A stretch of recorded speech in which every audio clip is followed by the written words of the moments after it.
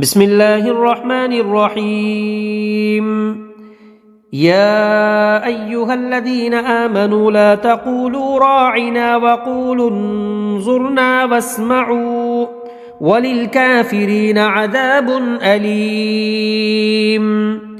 ما يود الذين كفروا من أهل الكتاب ولا المشركين أن ينزل عليكم من خير من ربكم والله يختص برحمته من يشاء والله ذو الفضل العظيم. ما ننسخ من آية أو ننسها نأت بخير منها أو مثلها. ألم تعلم أن الله على كل شيء قدير؟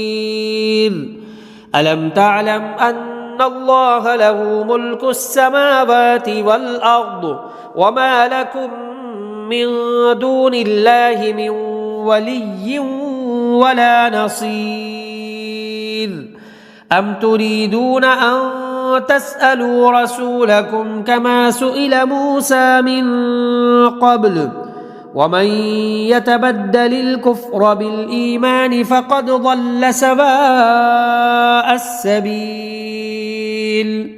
ود كثير من أهل الكتاب لو يردونكم من بعد إيمانكم كفارا حسدا من عند أنفسهم من بعد ما تبين لهم الحق فاعفوا واصفحوا حتى يأتي الله بأمره إن الله على كل شيء قدير.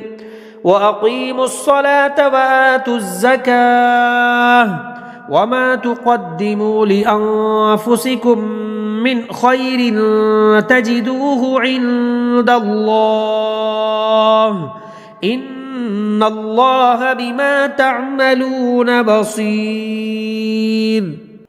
وقالوا لن يدخل الجنة إلا من كان هودا أو نصارى تلك أمانيهم قل هاتوا برهانكم إن كنتم صادقين. بلى من أسلم وجهه لله وهو محسن فله أجره عند ربه ولا خوف عليهم ولا هم يحزنون.